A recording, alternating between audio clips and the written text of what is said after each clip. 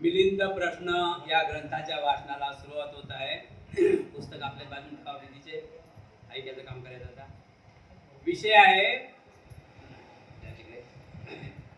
विषय आहे भगवान बुद्धाची निष्कलंकता.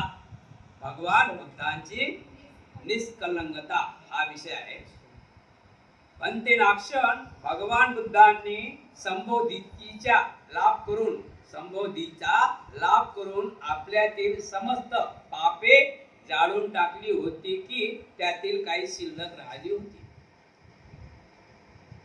महाराज म्हणतात भंतेजींना की भंतेनाक्षण तथागत भगवान गौतम बुद्धांना संबोधित प्राप्तीचा लाभ झाला होता.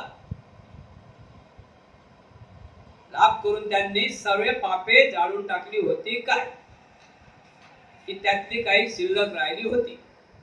त्यावेळेस नाक्षण म्हणतात की महाराज समस्त पापे जाळून टाकल्यामुळेच ते भगवान बुद्ध झाले. त्यांच्या पापाचा वाईटाचा क्लेशही त्यांना नव्हता.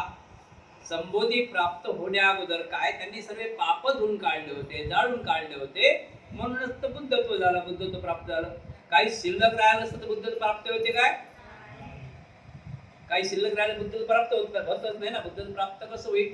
म्हणून म्हणते त्यांना कधीतरी शारीरिक पीडा झाली होती काय. आता त्यांना काही शिल्लकच राहिलं नाही, पापे सर्व जाळून काढली होती, तर त्यांना काही शारीरिक पीडा झाली होती काय. त्यावेळेस स्थवीर म्हणतात, होय महाराज, एकदा राजगृह शहरात भगवान बुद्धांच्या पायात दगडाचा एक लहान कणचूरदार तुकडा घुसला होता. तसेच एकदा त्यांना अतिसार सुद्धा झाला होता. एकदा पोटात दुखू लागल्यामुळे जीवकाने त्यांना जुलाब देखील दिला होता. एकदम वायूचा प्रकोप झाल्यामुळे स्थवीर आनंद यांनी त्यांना गरम पाणी आणून दिले होते. महाराज, तुम्ही म्हणता की त्यांना संबोधी प्राप्त झाली होती म्हणून त्यांनी सर्व पाप धुवून टाकले होते, जाळून टाकले होते. तर मला असं म्हणायचं आहे की त्यांना मग संबोधी प्राप्त झाल्यानंतर त्यांना काही शरीराच्या बाधा झाला काय, काही शरीराला काही त्याच्याबद्दल तकलीफ झाली काय, काही त्यांना पीडा झाल्या काय शरीरांना. स्थवीर म्हणतात, महाराज होय, त्यांना त्यांच्या शरीराला संबोधी प्राप्त झाल्यानंतर सुद्धा त्यांना पीडा झाल्या. तर कोणत्या पीडा झाल्या? तथागत भगवान गौतम बुद्ध राजगृहात राहत होते. त्या ठिकाणी त्यांचा कट्टर दुश्मन म्हटलं जाईल, दुश्मनी होती. देवदत्त दुश्मन करत होते त्यांच्यासोबत, बुद्धासोबत. कारण देवदत्ताने आपल्या संघामध्ये फूट पाडली होती. मग देवदत्ताला काय वाटलं की भगवान गौतम बुद्धांना संपवावं आणि ती जागा आपण घ्यावं. भगवान बुद्धांना संपवावं, ती जागा आपण घ्यावं. भगवान बुद्ध कोणाचे दुश्मन नव्हते. भगवान बुद्ध करुणेचे सागर होते. पण मुद्दाम बुद्धावर ते लोक म्हणजे बुद्धावर त्या बुद्धांची जागा देवदत्ताने घ्यावी अशी त्याची इच्छा होती. म्हणून त्याने अनेक प्रकारे कट रचले होते. आता एक टाइमला तथागत भगवान गौतम बुद्ध मोठा डोंगर आहे राजगृहाचा, त्या डोंगराच्या खालून आपले चारिकेला गावात जात होते. त्यांनी देवदत्ताने हा प्लान पहिलाच ओळखला की बुद्ध आता या रस्त्याने जात आहेत. म्हणून हा डोंगरावर पहिले जाऊन बसला होता देवदत्त. तो भिक्खू होता. त्यांनी आपल्या संघामध्ये फूट पाडली होती आणि बुद्धांना संपवण्यासाठी तो पहिलेच वर जाऊन बसला होता. आणि जसे जसे बुद्ध जवळ येत होते तसा त्यांनी काय केला, मोठा आपला दगड खाली लुटला. कशाबद्दल की हा दगड सिद्धार्थ गौतमाला लागल्यानंतर त्यांचा अंत झाला पाहिजे पासून मोठा, अशा प्रकारे मोठा दगड त्या देवदत्ताने डोंगरावरून लोटून दिला बुद्धाच्या दिशेने. आता प्रश्न असा पडला की वरून डोंगर जर वरच्या खूप उंच टोकावून दगडा खूप उंच टोकावून जर एवढा मोठा दगड सोडला तर दगड काय तो खाली कसा येईल काय. तो दगडाला दगड लागत तो खाली त्याचा फक्त एक आपल्या समजून चालू की आपल्या गव्हाच्या दाना एवढा कण सिद्धार्थ गौतमांच्या बुद्धांच्या पायाला लागला, बोटाला लागला, त्यातून रक्त निघून राहिलं. किती? एक गव्हाच्या कणा एवढा कण एवढ्या मोठ्या दगडाचा. तो फुटत फुटत फुटत पण आला ना, तो दगडा दगड लागत दगडा दगड लागत. तर अशा प्रकारे सिद्धार्थ गौतमाला त्यावेळेस पायाची पण दुखावत झाली होती. अजून म्हणते काय झालं होतं, अजून काय झालं होतं, त्यांना शरीराच्या अजून कोणत्या कोणत्या पीडा झाल्या होत्या. तर स्थवीर म्हणतात की महाराज चुंदलोहाराच्या घरी अनेक प्रकारचे भोजन घेतल्यानंतर त्यांना अतिसार सुद्धा झाला होता. काय झाला होता? त्यांना अतिसार सुद्धा झाला होता. अजून काय झालं, काय अजून काय आहे काय त्यांना, काय अजून पीडा झालेल्या आहेत का पुढे सांगा. त्यावेळेस स्थवीर म्हणतात की त्यांच्या पोटात सुद्धा एक टाइम दुखायला लागलं होतं. अजून काय झाला काय, तर त्यांना अजून एक वेळा जुलाब झाला होता. म्हणून आपल्या संघामध्ये जीवक नावाचे एक व्यक्ती होते, त्यांनी ते जडीबुटीवाले होते. तर त्यांनी सिद्धार्थ गौतमाला जडीबुटीच्या माध्यमातून दवा पाणी दिलं होते. अजून काय झालं की अजूनही असं वातावरण निर्माण झालं होतं की सिद्धार्थ गौतमाला खूप बेचैन वाटत होतं, अनेक प्रकारचं काहीतरी वाटत होतं शरीरामध्ये. म्हणून आनंदाने गरम पाणी आणून बुद्धांना पाजलं होतं. अशा प्रकारे त्यांच्या शरीरात सुद्धा वेदना झाल्या होत्या. पण ते भगवान बुद्धाने समस्त क्लेश जाळून व बुद्धत्वाचा लाभ केला होता, तर त्यांना शारीरिक पीडा भोगाव्या लागल्या होत्या. हे विधान खोटे ठरते. जर तुम्ही म्हणता की सिद्धार्थ गौतम बुद्ध त्यांनी संबुद्धी प्राप्त होण्या अगोदर त्यांनी सर्वच काही राग, लोभ, मोह, दोष जे काय आहे ते सर्व तृष्णा सर्व जाळल्या, तर मग त्यांना उरते काय? त्यांच्यावर असं दुष्कर्म का यावं? त्यांच्यावर असे पिढ्या यायला नाही पाहिजे ना, त्यांनी तर सर्व साफ केलं. हे विधान खोटे ठरते. तुम्ही जर म्हणता की सिद्धार्थ गौतमाला दगड लागला, अतिसार झाला, त्यांना तर काय व्हायला नाही पाहिजे, त्यांच्याजवळ तर शिल्लक काही नव्हतं. हे मला खोटं विधान वाटते, म्हणजे खोटं वाटते मला. आणि त्यांच्या शारीरिक कष्ट भोगावे लागले होते हे विधान मानावे, तर त्यांनी आपले सर्व क्लेश पापे जाळून टाकले होते. असे केलेले विधान स्पष्ट खोटे ठरते. पण ते कर्मापासून कधी सुख दुःख होऊ शकत नाही. सर्व दुःखाचे मूळ कर्म आहे. हे सुद्धा एक कोडे आपल्या निदर्शनास आणून दिले आहे. आपण याचा चांगल्या प्रकारे उघडा करून सांगावा. पण ते तुम्ही म्हणता की बुद्धांना शारीरिक तकलीफ झाल्या, तर मला असं वाटते की शरीरात तकलीफ झाली तर बुद्धांच्या मध्ये काहीतरी द्वेष बाकी होते, काहीतरी क्लेश बाकी होते, म्हणून त्यांना शारीरिक पीडा त्या समोर जावं लागलं. त्यावेळेस महाराजांना म्हणतात स्थवीर की महाराज असं काही होऊ शकत नाही, पाप आणि पुण्याचे असं काही होऊ शकत नाही. तर मला हे काही समजत नाही. हा चांगल्या प्रकारे उघडा करून हा चांगल्या प्रकारे प्रश्न समजावून मला सांगावा. नाही महाराज, पण सर्वत्र वेदनाचे मूळ कर्मच नाही. ज्या कर्मामुळे संसारातील सर्वच प्राणी मात्र सुख दुःख भोगतात, त्यांचेही 8 कारणे आहेत. महाराज, सर्व कर्म सुख आणि दुःखाचे नसतात. संसारातील सर्वच प्राणी मात्र सुख दुःख भोगतात, त्यांचेही 8 कारणे आहेत. आता सुख दुःख भोगण्याचे 8 कारणे कोणती बघा. वायू प्रकोप होणे म्हणजे वादळ वारा सुटणे, त्यामुळे वेदना होतात. दुसरा आहे पित्त कपोप होणे, त्यामधून आपल्याला दुःख होते. कपाची वृत्ती होणे, संधिपाताचा दोष उगवणे, ऋतू बदलणे, संधिवात. खानापानास गडबड होणे, खाण्यापाण्यात सुद्धा गडबड होणे, या माध्यमातून सुख आणि दुःख उगवते. नैसर्गिक इतर प्रभाव आणि आपल्या कर्माचे फळ याच कारणामुळे सर्व प्राणी मात्र सुखे दुःखे भोगावी लागतात. जसं हवामुळे सुख भोगावं लागते, सुख दुःख भोगावं लागते. हवा सुटली जास्त तर पित्त होते, माणसाला पित्तही होते ना. त्याच्यानंतर कफ होते, त्यामुळे दुःख भोगावं लागते. आणि संधिवात होते, त्यामुळे दुःख भोगावं लागते. त्याच्यानंतर ऋतू बदल म्हणजे काय, पावसाळा आहे, उन्हाळा आहे, त्याचे दुःख आहे ना. बरोबर आहे की नाही? खाण्यापाण्यामध्ये गडबड झाली तर त्यामध्ये दुःख होते. कमी जेवण केलं तरी दुःख आहे, जास्त जेवण केलं तरी दुःख होते. नैसर्गिक इतर प्रभाव लागतात. महाराज, कर्माच्या फळाशिवाय सुख दुःखाचे दुसरे कारण असू शकत नाही असे मानणे चुकीचे विधान करतात.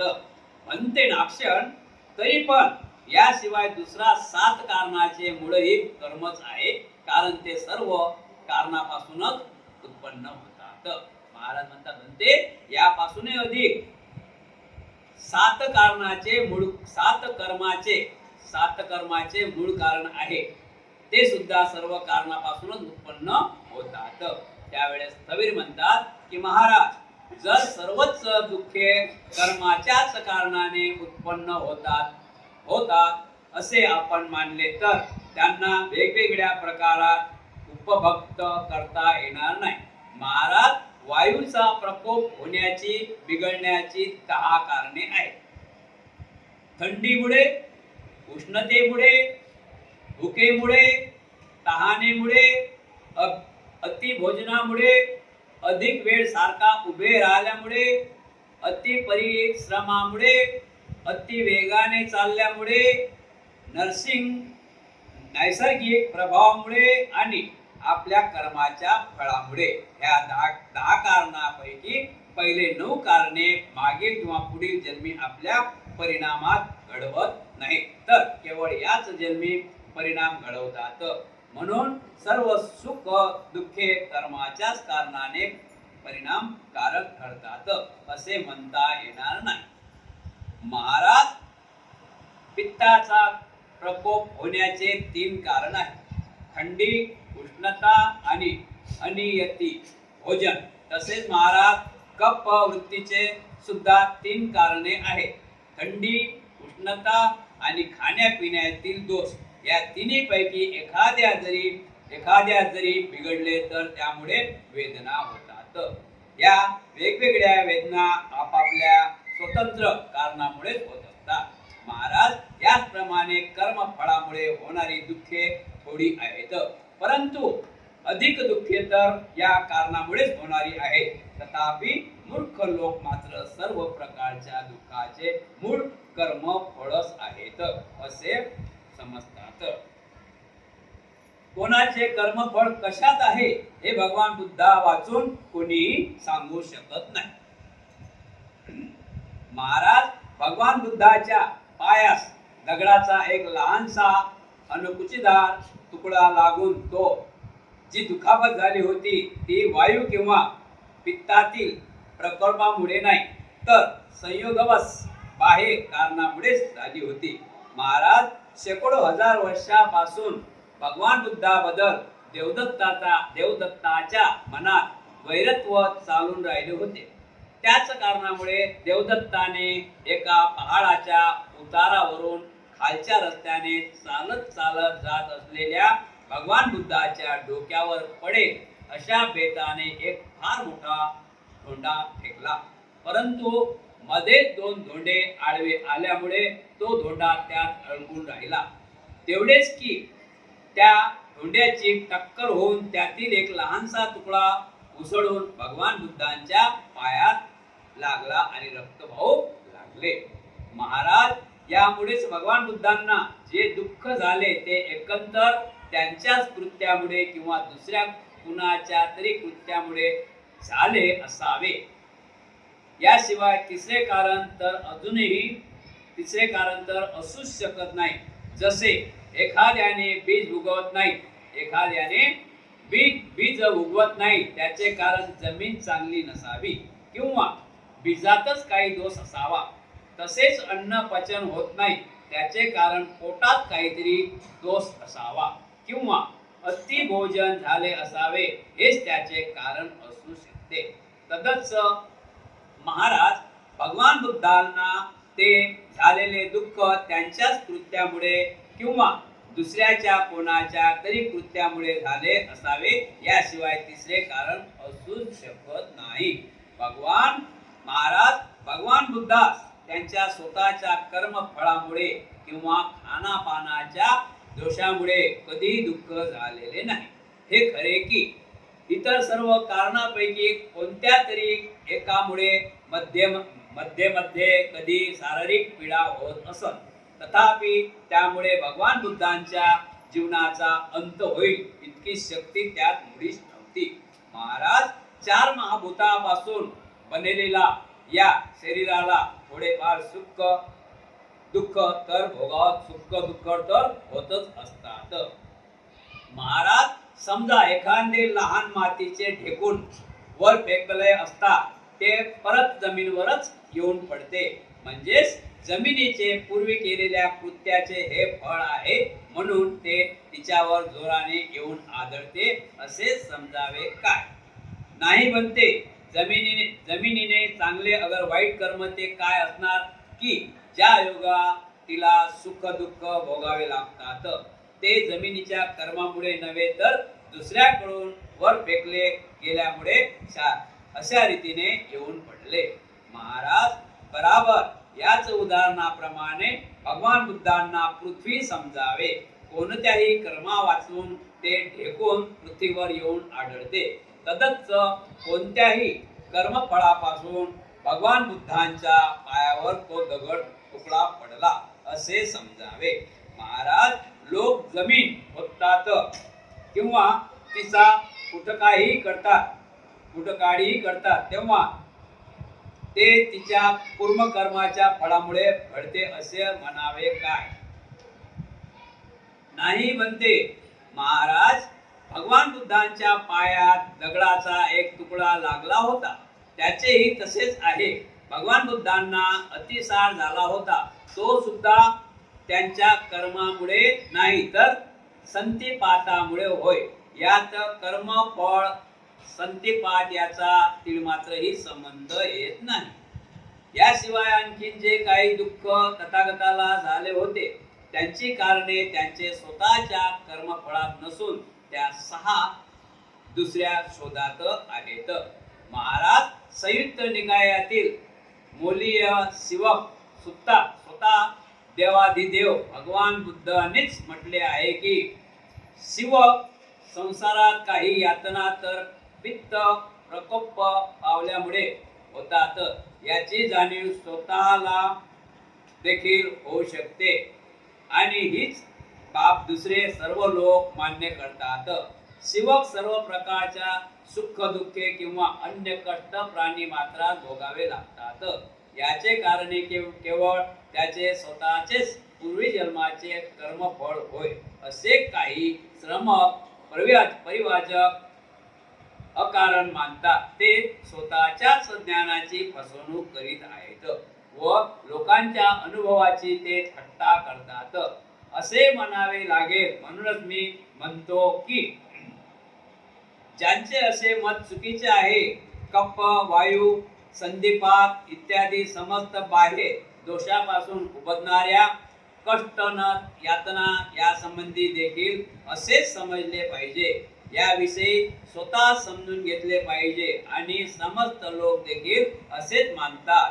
शिवक सर्व सुख दुःख अपेक्षा वेदना भोगाव्या लागतात, त्या स्वतःच्याच पूर्वी जन्माच्या कर्माच्या फळामुळे होत. असे जे काही दुसरे श्रमण ब्राह्मण म्हणतात ते आपल्या स्वतःचीच ज्ञानाची व इतर लोकांच्या अनुभवाची अवहेलना करतात. त्याप्रमाणे ते दोन्ही दृष्टी केवळ लोकांची फसवणूक करीत असल्यामुळे मी म्हणतो की त्यांचे असे म्हणणे एकदाचे चुकीचेच आहे. महाराज, यावरून असाच सारांश निघतो की सर्वच दुःखाचे या कष्टाचे कारण आपल्या पूर्वजन्मीचे कर्मफेड नाही. तेव्हा आता तुम्ही भगवान बुद्धांनी आपल्या बुद्धत्व प्राप्तीपूर्वी सर्वच पापांना क्लेशांना जाळून टाकले होते, हे विधान विश्वासपूर्वक मानावयास पाहिजे. बरोबर आहे बनते, आपले म्हणणे बरोबर आहे. मी सहर्ष स्वीकार करीत आहो.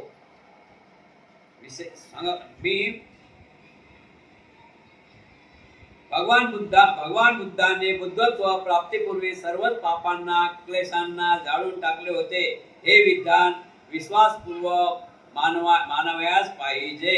बरोबर आहे बनते, मी आपले म्हणणे बरोबर आहे बनते आपले म्हणणे. मी सहर्ष स्वीकार करीतो.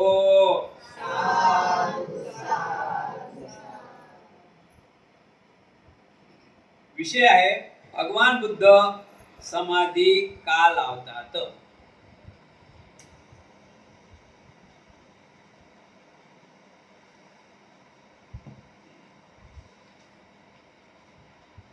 विषय आहे भगवान बुद्ध समाधी का लावतात. बनते नाक्षण भगवान बुद्धाला जीवनात जे काही करावयाचे शिल्लक राहिले होते ते त्यांनी बोधी वृक्षाखाली बसून सर्व काही इष्ट ध्येय लाभलेले कार्य पूर्ण करून टाकले होते. पुन्हा त्यांना करण्याची काही शिल्लक राहिले नव्हते. एवढेच नव्हे तर केलेल्या कृतत्वात पुन्हा काही जोडण्यासारखे राहिले नव्हते. याच बरोबर असेही ऐकण्यात येते की त्यांनी 3 महिन्यापर्यंत समाधी लावून शांतमय अवस्थेत घालविले होते. असे हे आपण लोक म्हणतात ते कसे काय आहे. बनते नाक्षण म्हणतात भगवान बुद्धांनी जर बोधी वृक्षाखालीच आपले सर्व इष्ट ध्येय साध्य करण्याचे कार्य संपवले होते तर त्यांनी पुन्हा 3 महिन्यापर्यंत समाधी लावून बसण्यात घालवले हे विधान खोटे ठरते. आणि जर भगवान बुद्धाने खरोखरच 3 महिन्यापर्यंत समाधी लावून बसण्यात घालवले असले तर बोधी वृक्षाखाली बसून त्यांनी आपले सर्व इच्छित साध्य केले होते हे विधानही खोटे ठरते. करावयाचे ते सर्व कृत्य केल्यामुळे आता त्यांच्यासाठी काही शिल्लक राहिले नव्हते. तर पुन्हा बुद्धत्व प्राप्तीनंतर समाधी लावून बसण्याची त्यांना काय आवश्यकता होती, कारण त्यांनी आपले कर्तव्य पूर्ण संपवले होते. बनते जो आजार असेल त्यालाच औषधाची गरज भासते. निरोगी माणसाला औषधाची काय प्रयोजन. भुकेल्यास भोजनाची आवश्यकता असते. जेवण करून तृप्त झालेल्या माणसाला भोजनाची काय प्रयोजन. तसेच ज्यांचे कार्य अपुरे राहिले असते त्यालाच समाधी लावून बसण्याची आवश्यकता असू शकते. त्यांचे ध्येय सिद्ध करण्याचे कार्यच संपले आहे, त्यांना समाधी लावून बसण्याचे काय प्रयोजन. हा देखील बुद्धी भ्रंश करणारा किचकट प्रश्न आहे. म्हणून मी आपणास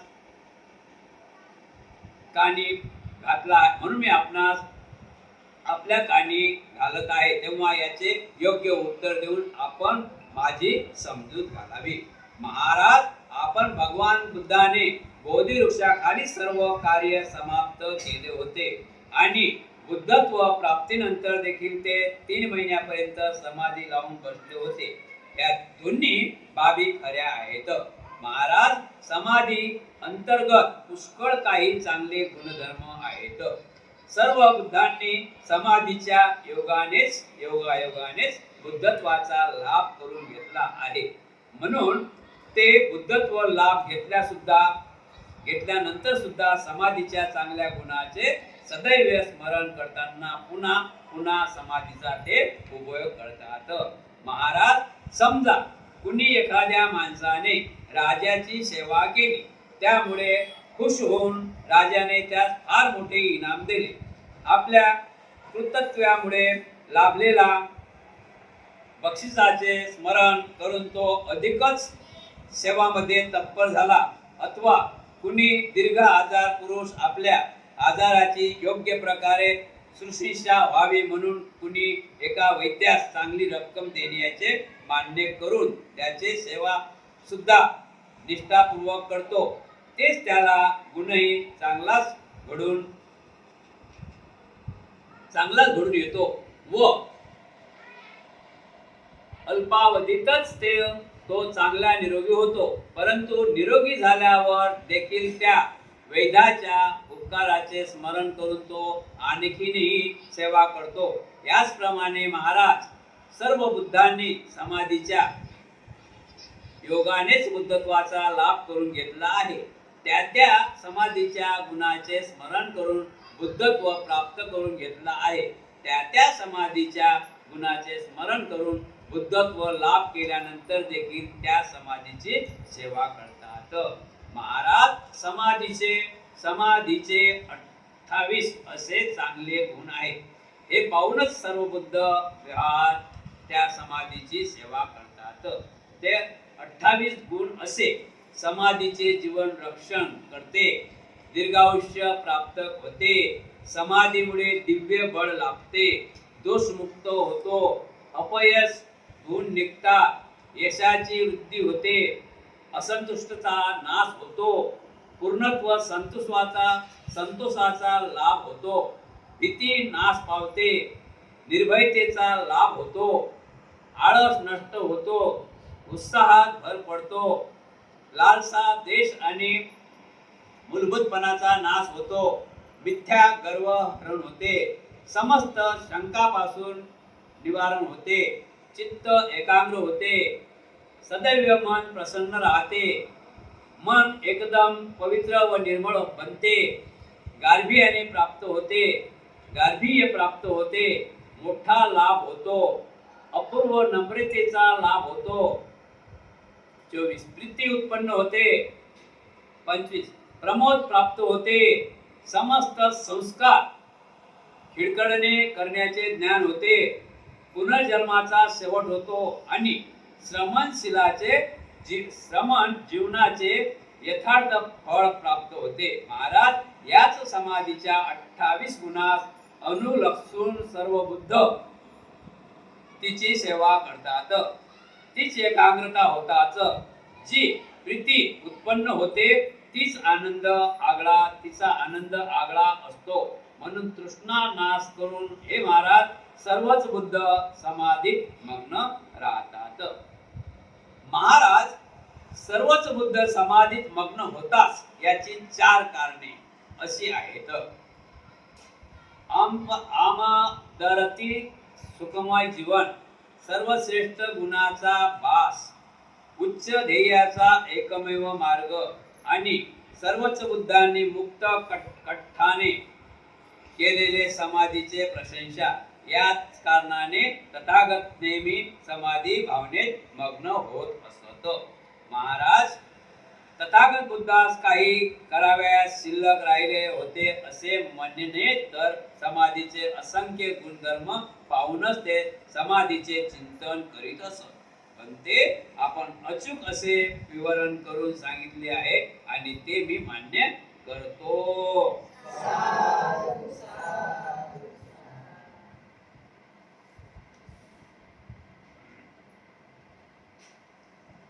महाराज म्हणतात की भगवान गौतम बुद्धांना त्यांनी सर्व क्लेश म्हणजे त्यांनी सर्व संबोधी प्राप्त झाल्यानंतर त्यांना दुःख का होता? दुःख झालं ना, पायाला मार लागला, दुःख झालं, पोटात दुखलं, दुःख झालं, उर्वेलामध्ये भोजन केलं त्यामुळे अतिसार झाला. तर हे का होता? तर काही सांगितलेलं आहे की सर्वच काही कर्माच्या फळामुळे नाही, काय निसर्गाचे वातावरणामुळे होते, जेवणामुळे होते, सर्दी झाली कशामुळे होते, कुठला पावसात भिजलं म्हणून काय अशा गोष्टी घडतात. म्हणून शेवटी करून सांगितलं की भगवान गौतम बुद्ध ना ज्ञान प्राप्त झाल्यानंतर बौद्धिक ज्ञान प्राप्त झाल्यानंतर ते सतत साधना समाधी का लावतात. समाधी म्हणजे त्या समाधीचं म्हणजे 2 काम. एक आहे समाधी विपश्यना, त्याला साधना म्हणतात. समाधी ध्यान साधना करणे, विपश्यना. तर भगवान गौतम बुद्ध नेहमी ते विपश्यनाच करत होते, समाधीच लावत होते. त्या समाधीच्या माध्यमातून त्यांना ज्ञान प्राप्त झाली आणि समाधीच्या माध्यमातून त्यांना पुढचं काय दिसत होतं. आजही बघा ना, कोणत्याही फोटोमध्ये मूर्तीमध्ये बघा भगवान बुद्धाचे डोळे बंद आहेत, बरोबर आहे? ते समाधीच लावत असतात. त्या माध्यमातून त्यांना संबोधी प्राप्त झालेले आहे आणि पुढे काय घडणार आहे त्यांनी ते डोळे बंद केले की त्यांना ऑटोमॅटिक रस्ता मिळत असे म्हणून त्या समाधी लावत होते. समाधीचे 28 गुण दाखवलेले आहेत. किती गुण दाखवलेले आहेत? 28 गुण दाखवलेले आहेत समाधीचे. समाधीमुळे 28 गुण म्हणजे 28 फायदे. समाधीमुळे काय काय फायदे होतात? आपण पण समाधी करायला पाहिजे. प्रज्ञा, शील, करुणा, मैत्री आणि समाधी महत्वाची आहे. जे व्यक्ती समाधीच करत नाही, ध्यान करत नाही, तर ते व्यक्ती विजय ठरू शकत नाही. ध्यान केलं पाहिजे ना, हर गोष्टी ध्यान केलं पाहिजे ना, ध्यान केलं पाहिजे. तर समाधी खूप महत्वाची आहे. समाधीमुळे 28 गुणाचा लाभ होते. किती गुणाचा लाभ होते? 28 गुणाचा लाभ होते. पहिलं काय? समाधीचे जीवन रक्षण करते. जो व्यक्ती समाधीत राहील त्याच्या जीवनाचं रक्षण होते. तो हा त्याचं रक्षण होते ना, समाधीमध्ये लागेल तो. दुसरा आहे दीर्घ आयुष्य प्राप्त होते. जो माणूस समाधीत राहील, जो माणूस ध्यान साधना करेल, त्याचं आयुष्य वाढते. तो नशाधारी विश्लेषण करू शकत नाही ना, काही दुसऱ्या गोष्टी करू शकत नाही. तो त्याचं आयुष्य वाढते. समाधीमुळे दिव्य बल प्राप्त होते, म्हणजे तुम्हाला दिव्य दृष्टी प्राप्त होते. उद्या काय होणार आहे, आता काय चाललं, समाधीमुळे प्राप्त होते. चौथा आहे दोषमुक्त होतो. माणसाच्या मनात दोष निर्माण होत नाही. दुश्मनापळी आपल्या मनात दोष निर्माण होत नाही समाधीमुळे. चौथा आहे पाचवा आहे अपयश गुण निघतात. माणसाला अपयश येत नाही. जिथं तो माणूस हात घालीन तिथं त्याला विजय मिळते. सहावा आहे यशाची वृत्ती वाढते, म्हणजे त्याच्या अंग यश जास्त वाढते, वाह वाढते. यश तो जो चाहील त्याला ते मिळते. 7 असंतुष्टपणाचा नाश होता. समाधीमुळे काय होते, असंतुष्टपणाचा नाश होते. म्हणजे उदाहरणार्थ 2 चपात्या आहेत आणि मला 4 चपात्या पाहिजे, तर काही गरज नाही, 2 चपात्या तो माणूस संतुष्ट राहते. असंतुष्टीचा नाश होते.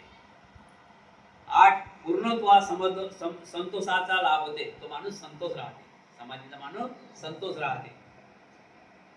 9 भीती नाश पावते. त्या माणसाला भीती वाटत नाही. बघतो ना आपण जंगलात समाधी लावतात, त्यांना भीतीची काही गरज नाही, त्यांना भीती वाटत नाही. 10 निर्भयतेचा लाभ होतो, म्हणजे त्यांना भय लागत नाही, निर्भय असतात. 11 आळस नष्ट होतो. त्यांचा आळस नष्ट होते. आळस हा माणसाचा शत्रू आहे, तर त्यांचा आळस नष्ट होतो. 12 उत्साहात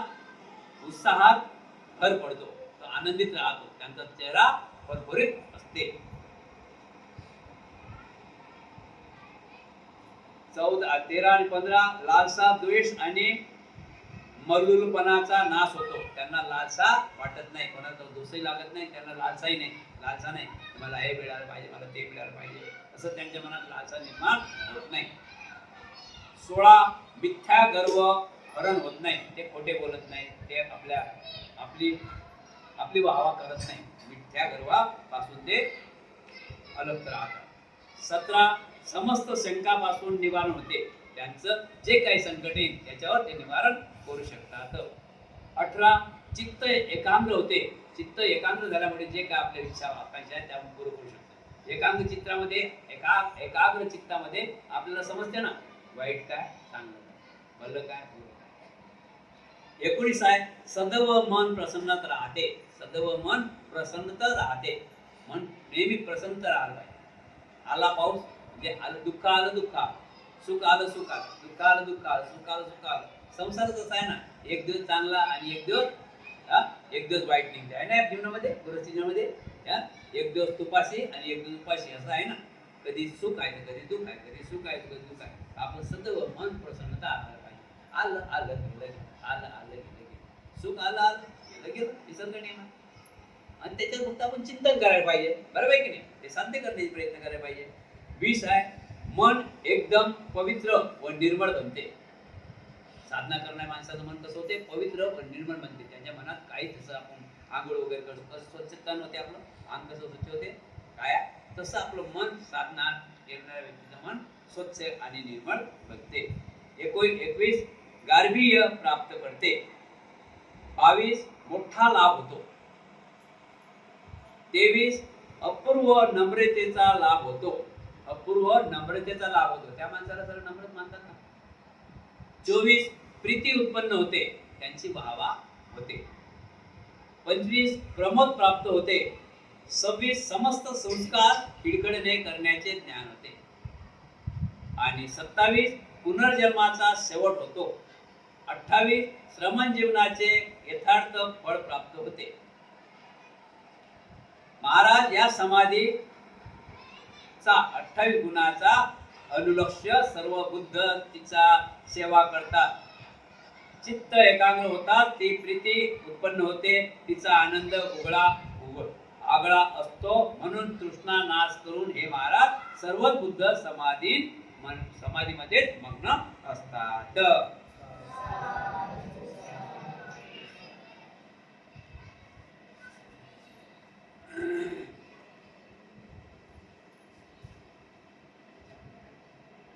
दुसरा विषय आहे वृत्ती बळाची वाहवा. वृद्धी वृद्धी बळाची वाहवा. वृद्धी बळाची वाहवा. पंचेनाक्षर भगवान बुद्धांनी म्हटले आहे की आनंद बुद्धांनी चारही त्रदिपात अंकित केलेले असतात. हे आचरणाने सिद्ध केलेले असतात. या बाबतीत त्यांनी खूप विकास केला असतो. चारही वृद्धिपादाचे त्यांनी प्रत्यक्ष अनुष्ठान केलेले असते. त्यांची तथागतात पूर्णपणे ओळख पटलेली असते. म्हणूनच मानसिक बौद्धिक विकासासाठी यांचा कसा उपयोग करता येईल यासाठी त्यावर तथागतांचे नियंत्रण असते. कारण त्यांची अच्युच्य शिखरे आणि ओलांडले असतात. म्हणून हे आनंद तथागत एक कल्पपर्यंत किंवा कल्पातील उल्लेखलेल्या काळापर्यंत आपले जीवन स्थिती राखून ठेवू शकतात. सोबत असेही म्हटले आहे की आजपासून 3 महिन्यानंतर तथागत महापरिनिर्वाणाचा लाभ करून घेतील. पण ते नाक्षण जर भगवान बुद्धांनी म्हटले असले की तथागत बुद्ध कल्पभर देखील आपली जीवन स्थिती राखून ठेवू शकतात, तर त्यांना जीवनाचे केवळ 3 महिने बाकी आहेत असा अवधी बांधून निश्चित करून दिल्याची घटना खोटी ठरते. आणि 3 महिन्याच्या अवधीनंतर तथागतांचे महापरिनिर्वाण होईल ही घटना खरी मानावी तर तथागत परिपूर्ण एक कल्प जिवंत राहू शकतात ही घटना खोटी ठरते. कोणत्याही गोष्टीला आधार असल्याशिवाय मुद्दामच थाप मारित नाही. बुद्ध वचन व्यर्थ तर बुडीच सांगत नाही. घडणारी घटना आणि भगवान बुद्धांचे कथन बराबर दुसऱ्याशी बुडीच जात नाही, दुसऱ्याशी मिळणारे असते. हे सुद्धा अत्यंत सूक्ष्म आणि कठीण समजले जाणारे पुढे आपणास मी विचारित आहे. तेव्हा याचे अचूक असेच उत्तर देऊन वितंडवाद लोकांच्या तोंडावर चांगली चमकार मारावी व त्याच्या मताचे खंडन करावे.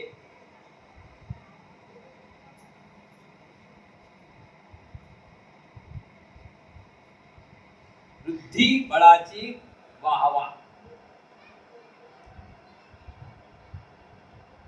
तथागत भगवान गौतम बुद्धाने आनंदाला असं सांगितलं आहे की मी कैक कल्पापर्यंत जिवंत राहू शकतो. कैक कल्पापर्यंत जिवंत राहू शकतो.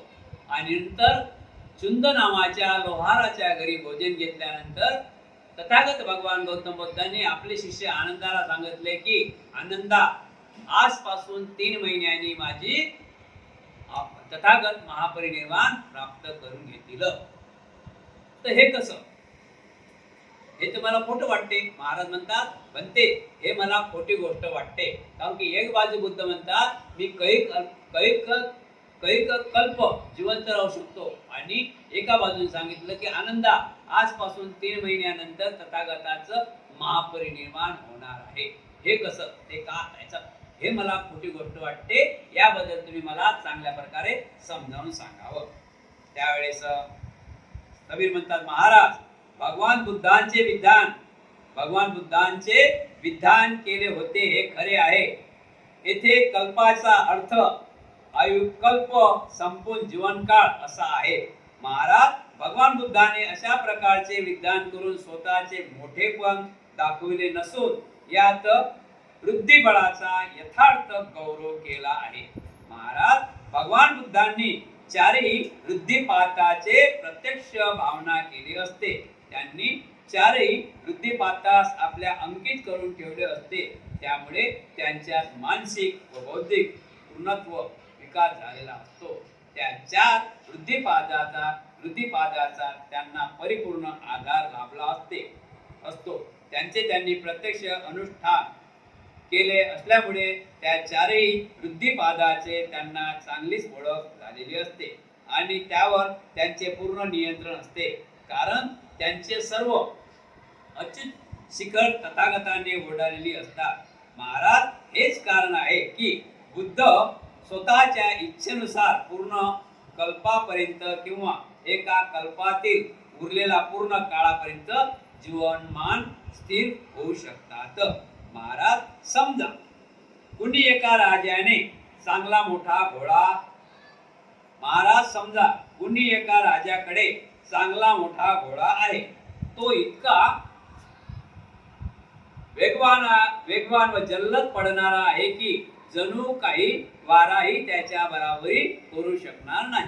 त्याची प्रशंसा करीत असता राजा म्हणाला की हे शहरवासियांनो, नौकरांनो, शिपायांनो, ब्राह्मण, गृहस्थीनी, गृहपती, जर इच्छा केली तर या घोडा एका क्षणात समस्त समुद्राच्या तटातटांनी समुद्र पृथ्वीच्या दुसऱ्या लोकांच्या फेरफटका मारून येईल असा माझा उद्दमा घोडा आहे. येथे दरबारात घोड्याचा वेग प्रत्यक्ष दाखवत नाही, तरी पण हे घोडा वेगवान असतो हे सत्य आहे. महाराज त्याचप्रमाणे भगवान बुद्धाने आपल्या वृद्धिबळाची प्रशंसा करताना तसेच म्हटले होते. हे सुद्धा या तिन्ही विद्याची जाणीव असलेल्या 6 अभिधानी दिव्य शक्तींचे विभूषित असलेल्या परम पवित्र आणि क्षीणाक्षय तसेच देवता मनुष्यांचा भर सफेद असे म्हटले होते की हे आनंदा, बुद्धांनी 4ही वृद्धिपदाचे प्रत्यक्ष अनुष्ठान करून ते पूर्ण आपल्या अंकित केले असते. म्हणूनच हे आनंदा तथागत इच्छेनुसार पूर्ण एक कल्पपर्यंत किंवा उरलेल्या कल्पाच्या पूर्ण काळापर्यंत आपले जीवनमान स्थिर ठेवू शकतात. महाराज स्वतःचे जीवनमान पूर्ण एक कल्पापर्यंत स्थिर ठेवण्याची शक्ती तथागतांच्या अंगी होती हे खरे आहे. तरी पण त्या सभेत त्यांना तिचे प्रदर्शन दाखवायचे नव्हते. महाराज भगवान बुद्ध पुढील जन्माच्या अवस्थेनुसार भवतृष्णापासून सर्वथा मुक्त आहे. याबद्दल त्यांनी वेळोवेळी म्हणजेच तृष्णेची निंदाही केली आहे आणि त्यांनी म्हटले आहे की हे भिक्खू हो, जसे थोडीशी विष्ठा देखील दुर्गंध पसरवणारी असते तसेच संसारात पुन्हा पुन्हा जन्म घेण्याची आसक्ती यापेक्षाही भयानक आहे असे मी समजतो. महाराज जीवनाला विषपताचे हीन लेखणारे तथागत संसार आसक्ती चिटकून राहतील काय? मुळीच नाही बनते. महाराज यावरून तर हेच सिद्ध होते की तथागतांनी केवळ वृद्धिबळाचा उत्कर्ष दाखविण्याकरिताच असे विधान केले आहे. बनते आपण आपले म्हणणे खरे आहे याचा मी सहर्ष स्वीकार करतो.